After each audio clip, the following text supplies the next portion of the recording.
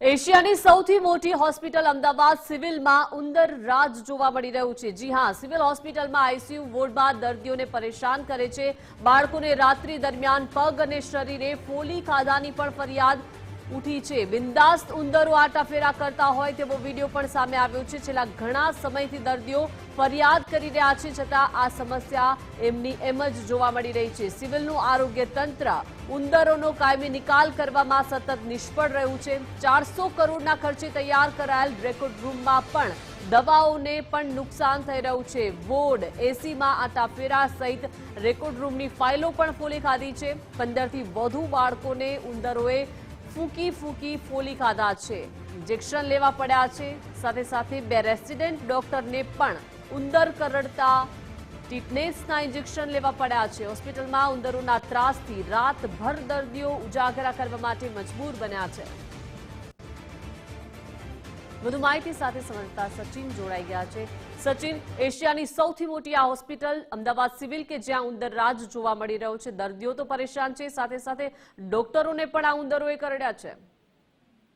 100% ખાસ વાત કરીએ તો અમદાવાદની સૌથી મોટી સિવિલ હોસ્પિટલમાં આઈસીયુ વોર્ડમાં ઉંદરોનો મોટો ત્રાસ જોવા મળ્યો છે। મહત્વની વાત છે કે અમદાવાદ સિવિલ હોસ્પિટલ એશિયાની સૌથી મોટી હોસ્પિટલ કહેવાય છે અને અહીં લોકો આરોગ્યની સુખાકારી માટે પોતાના સારવાર માટે આવતા હોય છે। ત્યારે ખાસ જે આઈસીયુ વોર્ડ છે, એટલે કે જ્યાં પ્રસૂતિ બાદ જે નાના બાળકોને શિશુ બાળકોને રાખવાનો વોર્ડ હોય છે, તે વોર્ડમાં છેલ્લા કેટલાય સમયથી ઉંદરોનો ત્રાસ જોવા મળી રહ્યો છે। છેલ્લા 8 થી 10 મહિનાથી આ સ્થિતિ જોવા મળી છે, પરંતુ ક્યાંક ને ક્યાંક છેલ્લા 1-2 મહિનાથી આ સ્થિતિ વધી છે અને બિલાડીથી નાની કદના એટલે કે મોટા ઉંદરો જે છે તે આ એશિયાની સૌથી મોટી હોસ્પિટલ સિવિલ હોસ્પિટલમાં જોવા મળ્યા હતા અને જેટલા 15 જેટલા જે બાળકો છે, શિશુ બાળકો છે, તેમને ફૂંકીને તેમને ફોલી ખાધી હોય ચામડીઓ, તેવા કિસ્સા પણ સામે આવ્યા છે।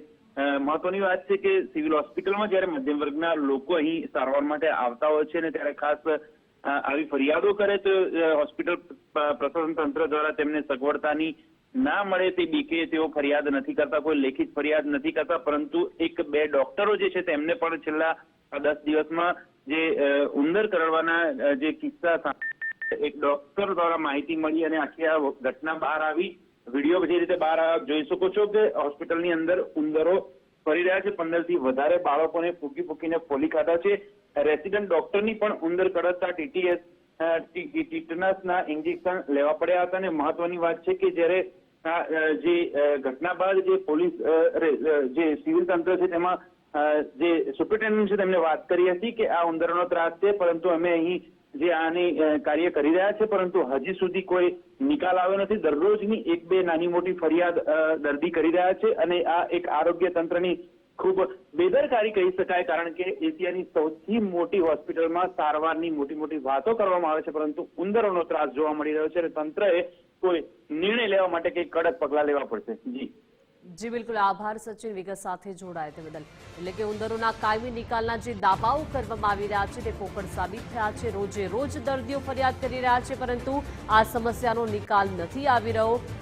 દર્દીઓ અને સાથે રેસિડેન્ટ ડોક્ટર પણ પરેશાન બન્યા છે। સિવિલ હોસ્પિટલમાં ઉંદરોનો રાજ જોવા મળી રહ્યો છે। એશિયાની આ સૌથી મોટી હોસ્પિટલ અમદાવાદ સિવિલ કે જ્યાં ઉંદર રાજ છે અને તેમના વિડીયો પણ સામે આવ્યા છે।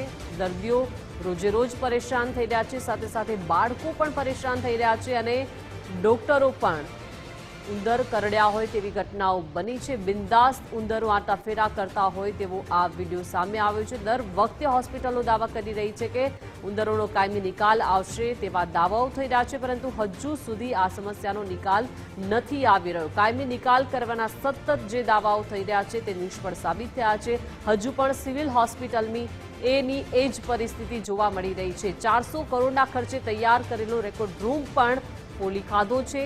વોર્ડ હોય, એસી હોય, તમામ જગ્યા પર આટાફેરા કરતા આ ઉંદરો દેખાઈ રહ્યા છે। 15થી વધુ બાળકોને આ ઉંદરોએ ફૂંકીને ફોલી ખાધા છે। ઇન્જેક્શન લેવા પડ્યા છે। 2 રેસિડેન્ટ ડોક્ટર છે તેમને પણ ઉંદર કરડતા ટીટનેસના ઇન્જેક્શન લેવા પડ્યા છે, પરંતુ હજુ સુધી આ હોસ્પિટલમાં ઉંદરો એમના એમ જ જોવા મળી રહ્યા છે।